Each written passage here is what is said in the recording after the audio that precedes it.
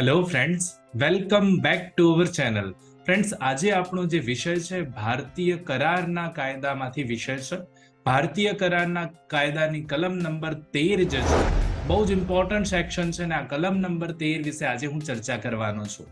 All India બાર એક્ઝામિનેશનની પરીક્ષા હોય, Gujarat civil જજની પરીક્ષા હોય કે LLB ની પરીક્ષા હોય, કાયદા ક્ષેત્રની તમામ પરીક્ષાઓમાં ભારતીય કરારનો કાયદો જે છે બહુ જ અગત્યનો રહેલો છે અને એની કલમ 13 માંથી ઘણી બધી રીતે પ્રશ્નો પૂછાતા હોય છે.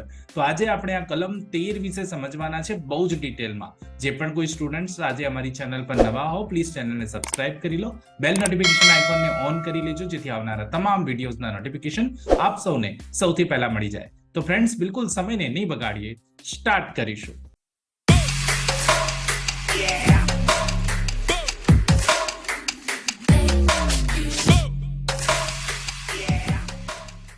તો friends, decoding section number 13 of the Indian Contract Act 1872, the essence of consent in the contract. તો ફ્રેન્ડ્સ, આજનો આપણો જે ટોપિક છે એ ભારતીય કરારના કાયદાની કલમ નંબર 13 માંથી છે. કલમ નંબર 13 કન્સેન્ટની વાત કરે છે કે જેવું આપ સૌ જાણો છો, કન્સેન્ટને ગુજરાતીમાં આપણે સંમતિ કહીએ છીએ. તો કન્સેન્ટ કોઈ સમજૂતીમાં જ્યાં સુધી કન્સેન્ટ ન હોય ત્યાં સુધી એ કરાર બને નહીં. સમજી લેજો, એક એગ્રીમેન્ટ છે, જ્યાં સુધી એમાં કન્સેન્ટનું તત્વ એટલે કે સંમતિ નહીં હોય ત્યાં સુધી એ કરાર બની શકે નહીં. સમજીશું કલમ નંબર 13 શું કહેવા માંગે છે. પહેલા આપણે થોડુંક ઇન્ટ્રોડક્શન જોઈ લઈએ. Section number 13 of the Indian Contract Act 1872 deals with the consent in the formation of a valid contract. એક વેલિડ કોન્ટ્રાક્ટ બનવા માટે કલમ નંબર 13 જે છે કન્સેન્ટની એટલે કે સંમતિની વાત કરે છે. It is crucial provision as it lays the foundation of the enforceability of agreements. આ એક કલમ છે જે બહુ જ ઇમ્પોર્ટન્ટ કલમ છે કારણ કે ફાઉન્ડેશન રહેલો છે સાનો? એગ્રીમેન્ટનો. એગ્રીમેન્ટ એન્ફોર્સ કરાવવા માટેનો એક ફાઉન્ડેશન રહેલો છે આ કલમથી. એટલે આ કલમ કેવી છે? ક્રુશિયલ કલમ છે. લેટ્સ 12 હવે સમજીએ કલમ નંબર 13 ને તેના ઇલસ્ટ્રેશનને. સેક્શન નંબર 13 કલમ નંબર 13 શું કહે છે? Two or more persons are said to consent when they agree upon the same thing in the same sense. Friends, બહુ જ ઇમ્પોર્ટન્ટ, સિવિલ જજની એક્ઝામમાં પણ આવો પ્રશ્ન અહીંયાથી પૂછાયેલો છે. બહુ જ ઇમ્પોર્ટન્ટ વાત છે કલમ નંબર 13 માં જે વાત કરે છે કન્સેન્ટની. સંમતિ કોને કહેવાય? તો બે કે તેથી વધુ વ્યક્તિઓ જ્યારે એક વસ્તુ માટે એક જ સેન્સથી એક જ રીતે સંમત થાય તો ત્યારે આ બંને વ્યક્તિઓ સંમતિ આપી છે એકબીજાને એવું કહેવાશે. કન્સેન્ટની જે વાત છે બહુ જ ઇમ્પોર્ટન્ટ છે. Same thing in the same sense, આ યાદ રાખી લેવાનું છે, પરીક્ષામાં પૂછાય છે. Same thing is in the same sense. જ્યારે બે કે તેથી વધુ વ્યક્તિઓ કન્સેન્ટ આપે, એગ્રી થાય, same thing in the same sense, તો જ કન્સેન્ટ વેલિડ કન્સેન્ટ ગણાશે ને તો જ આવા એગ્રીમેન્ટ જે છે કરારમાં પરિણમશે. સમજીએ. હવે અહીંયાથી બહુ જ ઇમ્પોર્ટન્ટ જે કોન્સેપ્ટ છે ને 1 નંબરમાં છે. શું કહે છે? કન્સેસિસ એડ ઇડિયમ્સ. હવે કન્સેસિસ એડ ઇડિયમ્સ નો મીનિંગ શું થાય છે? તો આ પ્રશ્ન પૂછાય છે પરીક્ષામાં, યાદ રાખજો. કન્સેસિસ એડ ઇડિયમ્સ એનો જે મીનિંગ થાય છે મીટિંગ ઓફ માઇન્ડ્સ. કન્સેન્ટ નો મીનિંગ કહો કે કન્સેસિસ એડ ઇડિયમ્સ નો મીનિંગ કહો, એનો જે અર્થ થાય છે મીટિંગ ઓફ માઇન્ડ. એટલે કે હું જે બોલી રહ્યો છું ને તમે જે સમજી રહ્યા છો બંને એક જ અર્થ હોવો જોઈએ, બંનેમાં મતાંતર હોવા જોઈએ ને, એને કહેવાય meeting of minds. Consensus ad idem. It implies that both parties to a contract must agree on the same thing in the same sense. એટલે જે પણ કોઈ કરારના પક્ષકારો હોય, બંને પક્ષકારો કોઈ એક વસ્તુ સંબંધે જ્યારે કરાર કરવા જઈ રહ્યા છે ત્યારે બંને જે પણ કઈ વાત થઈ રહી છે એ કમ્પ્લીટલી સેમ થિંગ સેમ સેન્સમાં સમજવા જોઈએ તો જ એ વેલિડ કોન્ટ્રાક્ટ છે.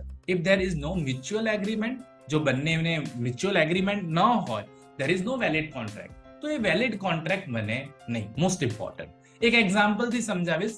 એ offers to sell his car to B for ₹10,000. અહીંયા ડોલર છે, આપણે રૂપીઝ લઈ લઈએ. Thinking it's a brand new car. A offer કરે છે કે એને કાર વેચવાની છે. બી ને ઓફર કરે છે કે 10,000 રૂપિયામાં કાર વેચવાની છે. બી એવું માને છે કે બ્રાન્ડ ન્યુ કાર વેચવાની છે. However B believes that the offer is for a use car. અહીંયા એવું કહે છે કે આ તો બી ને એવું લાગે છે કે ઓફર જે છે એ યુઝ કાર માટે છે, પણ એને તો એવું લાગે છે કે બ્રાન્ડ ન્યુ કાર માટે છે. Here there is no consensus ad idioms. અહીંયા એ ઓફર કરી રહ્યો છે કોઈ બીજી કાર માટે અને બી સમજી રહ્યો છે કોઈ બીજી કાર, એટલા માટે બંનેની મીટિંગ ઓફ માઇન્ડ જે છે મ્યુચ્યુઅલ મીટિંગ ઓફ માઇન્ડ છે નહીં, કન્સેન્સસ એડ ઇડિયમ્સ કહેવાય નહીં, એટલા માટે અહીંયા કરાર બનશે નહીં. They have different understanding of the subject matter. કારની વાત છે, બંને અલગ અલગ સમજી રહ્યા છે, એટલા માટે અહીંયા કન્સેન્ટ જે છે વેલિડ કન્સેન્ટ ગણાશે નહીં. Most important consensus ad idem યાદ રાખી લેજો. હવે સેકન્ડ નંબરના કોન્સેપ્ટ પર જઈએ. Intention to create legal relation. જ્યારે કોઈ પણ કરાર કરવામાં આવે છે કે એગ્રીમેન્ટને કરારમાં પરિણમવા માટે ઈરાદો કેવો હોવો જોઈએ, તો એક લીગલ રિલેશન ક્રિએટ કરવાનો ઈરાદો હોવો જોઈએ. Parties must intend that their agreement will create a legal obligation. પાર્ટીઝનો ઈરાદો એક એગ્રીમેન્ટ કરીને કેવો હોવો જોઈએ, એક લીગલ ઓબ્લિગેશન ઉત્પન્ન કરવાનો હોવો જોઈએ. An agreement of a social or domestic nature where parties don't intend to be legally bound.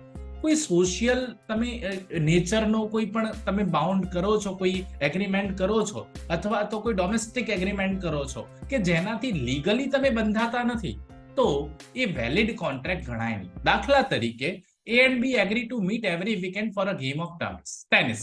અહીંયા એવું કહે છે કે A અને B નક્કી કરે છે, એગ્રી થાય છે કે આપણે દર વીકેન્ડ એક ટેનિસ રમવા માટે ભેગા થઈશું. તો આ એગ્રીમેન્ટ જે છે ને એ વેલિડ કોન્ટ્રાક્ટ કહેવાય નહીં. કેમ? કારણ કે અહીંયા કોઈ લીગલી જે પણ કઈ લીગલ ઓબ્લિગેશન્સ નથી, લીગલ રિલેશન્સ નથી, લીગલ રિલેશન ક્રિએટ કરવા માટે તેઓ મળવાના નથી. સો બેઝિકલી અહીંયા ઇન્ટેન્શન જે છે એ લીગલ રિલેશનનું ન હોવાથી શું થશે, આવું જે એગ્રીમેન્ટ છે એ વેલિડ કોન્ટ્રાક્ટ બનશે નહીં. Most important. ધેન 3 નંબર, communication of offer and acceptance. હવે સમજો, ઓફર અને એક્સેપ્ટન્સ, પ્રપોઝલ અને સ્વીકૃતિ, એના વચ્ચે કોમ્યુનિકેશનની વાત છે. તો both offer and acceptance must be communicated to each other. સમજો, ઓફર અને કોમ્યુનિકેશન બંને સુધી પહોંચવા જોઈએ, કોમ્યુનિકેટ થવા જોઈએ. And offer can not assume acceptance. Offer કરવાથી કઈ માની નહીં લેવાનું કે એક્સેપ્ટન્સ થઈ ગયું છે. અને એ જ રીતે ઓફરી જે હોય એ સાયલેન્ટ રહે, તો એનો મતલબ એવું નથી કે એને સ્વીકૃતિ આપી દીધી છે. બહુ સિમ્પલ વાત, એક એક્ઝામ્પલ થી એને પણ સમજાવી દઈશ આપ સૌને. A sends an email offering to sell his laptop to B for ₹500. અહીંયા એવું કહે છે કે એ એક ઈમેલ મોકલે છે બી ને કે એ પોતાનું લેપટોપ જે છે 500 રૂપિયામાં વેચવા માંગે છે. બી ને આ ઈમેલ મળી જાય છે, B receives the mail but does not respond, પણ એનો કોઈ જવાબ આપતો નથી. તો ફ્રેન્ડ્સ અહીંયા સમજો, બી જે સાયલેન્ટ રહે છે એનો મતલબ એવો નથી કે એને આ કરાર, આ એગ્રીમેન્ટ, આ પ્રપોઝલને સ્વીકારી લીધું છે. એ સાયલેન્ટ રહે છે એનો મતલબ એવો નથી કે એને આવું સ્વીકારી લીધું છે. સમજો, બહુ જ ઇમ્પોર્ટન્ટ. ઓફર જે છે એ કોમ્યુનિકેટ થવી જોઈએ, એ જ રીતે એક્સેપ્ટન્સ જે છે, સ્વીકૃતિ જે છે એ પણ કોમ્યુનિકેટ થવી જોઈએ, પહોંચવી જોઈએ સામેવાળી વ્યક્તિને. 4th નંબર પર જઈએ, અન્ડરસ્ટેન્ડિંગ ઓફ ધી ટર્મ્સ. હવે સમજો, ટર્મ્સની સમજૂતી. Both parties must understand and comprehend the terms of the contract. કરારની જે પણ કોઈ શરતો હોય, જે પણ કઈ વાતો હોય, બધી જે છે બંને પાર્ટીએ સમજવી પડશે. If one party is misled or lack understanding due to fraud mistake, જો એક પાર્ટી, એક પક્ષકારને ફ્રોડ થી કઈ નથી સમજાયું અથવા એને ગેરમાર્ગે દોરવામાં આવી છે, ભૂલ હોય કરારમાં, એગ્રીમેન્ટમાં, તો સમજી લેવું કે આવી કન્સેન્ટ જે છે એ ફ્રી કન્સેન્ટ નથી, મુક્ત રીતે સંમતિ મેળવવામાં આવી નથી. નેક્સ્ટ એક એક્ઝામ્પલ થી આને સમજાવીશ. A offers to sell a painting by a famous artist to B. A નામની વ્યક્તિ બી નામની વ્યક્તિને એવું કહે છે કે ભાઈ જો આ ફેમસ આર્ટિસ્ટ છે ને એમની પેઇન્ટિંગ છે. However the painting is actually a forgery. પણ એ પેઇન્ટિંગ એમની નથી હોતી, એ ફોર્જરી છે. B agrees thinking it's genuine. B માની જાય છે ને એમ કે છે હા તો જેન્યુઅન છે.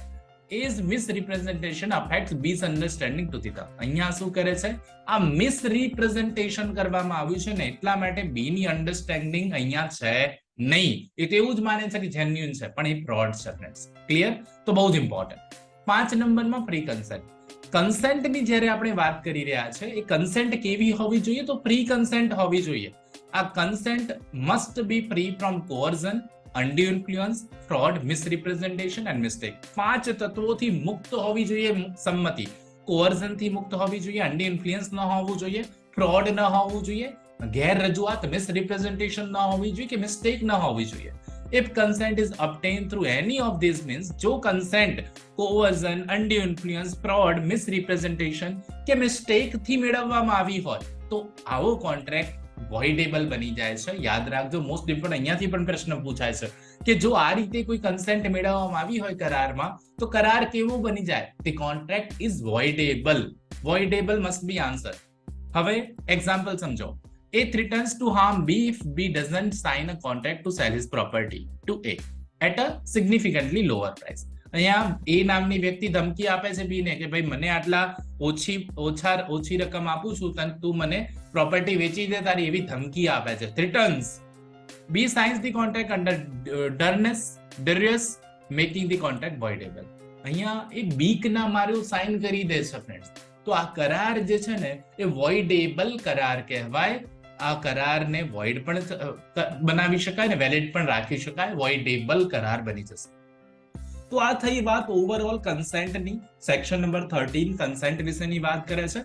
હવે વાત કરીશું આપણે ઇમ્પોર્ટન્ટ એમસીક્યુઝ જે પરીક્ષામાં પૂછાઈ શકે. ઓલ ઇન્ડિયા બાર એક્ઝામિનેશન હોય, સિવિલ જજની એક્ઝામ હોય કે પછી એઆઈબી એક્ઝામ કે પછી બીજી કોઈ પણ એલએલબી ની કે બીજી કોઈ પણ એક્ઝામ હોય, ત્યાં કાયદા ક્ષેત્રની દરેક એક્ઝામ માટે આવા એમસીક્યુઝ અહીંયાથી બની શકે. સમજીએ most important 5 MCQs.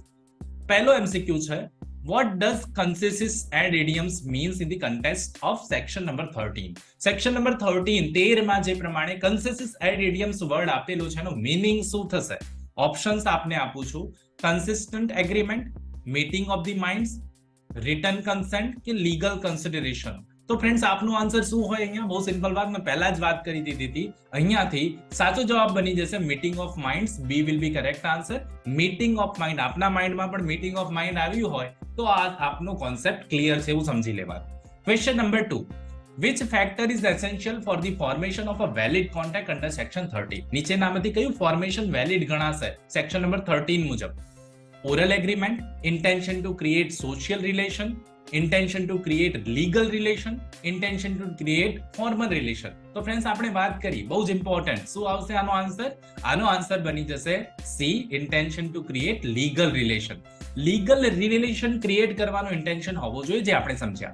Third, when is acceptance considered valid? હવે સમજો અહીંયા શું કહે છે કે એક્સેપ્ટન્સ ક્યારે વેલિડ કન્સિડર્ડ ગણાય? તો અહીંયા if the offense remains silent, if the offeree receives the offer, if the acceptance is communicated to the offerer, if the acceptance is sent by email. તો ફ્રેન્ડ્સ અહીંયા પણ આપણે સમજ્યા શું સાચો જવાબ આવશે? સી. કોમ્યુનિકેટ થાય ફ્રેન્ડ્સ તો જ એ વેલિડ ગણાય, નહીં તો નહીં ગણાય. Question number 4, which aspect is necessary for understanding the terms of a contract? નીચેનામાંથી કયા તત્વો જે છે એ કોન્ટ્રાક્ટને સમજવા માટે જરૂરી છે? one party is understanding, comprehension of terms by either party, mutual understanding of terms કે understanding of terms after signing. તો શું આવે ફ્રેન્ડ્સ? કોન્ટ્રાક્ટના ટર્મ્સ ને નેસેસરી અન્ડરસ્ટેન્ડિંગ માટે શું આવશે? Right answer will be C, mutual understanding of the firm. Mutual understanding હોવી જોઈએ, બંને એક રીતે સમજેલા હોવા જોઈએ પક્ષકારો, તો એ વેલિડ કોન્ટ્રાક્ટ બને. ક્વેશ્ચન નંબર 5 નો આન્સર આપ સૌએ મને કોમેન્ટ કરીને આપવાનો છે. જો આપ કોન્સેપ્ટને સમજ્યા છો તો આપ જરૂરથી રાઈટ આન્સર મને કોમેન્ટ કરીને આપશો. વોટ રેન્ડર્સ અ કોન્ટ્રાક્ટ વોઇડેબલ અંડર સેક્શન 30? શું કયું તત્વ એવું છે કલમ નંબર 13 માં કે જેનાથી કોન્ટ્રાક્ટ વોઇડેબલ બની જાય છે? Agreement of social nature, agreement with an unclear subject, consent obtained through coercion, agreement with uncommunicated terms. તો ફ્રેન્ડ્સ આપનો આન્સર, સાચો આન્સર જે પણ કંઈ આપને લાગતો હોય અહીંયાથી આપણે કોન્સેપ્ટ સમજ્યો છે તો આઈ હોપ સો આપને આ જે વાત કરી છે કન્સેન્ટની એ ક્લિયર થઈ ગઈ હશે ને આપ બિલકુલ ઇઝીલી સમજી ગયા હશો ને. આ લાસ્ટ ક્વેશ્ચન મેં પૂછ્યો છે એનો આન્સર પણ આપ સૌએ મને કોમેન્ટ બોક્સમાં આપવાનો છે.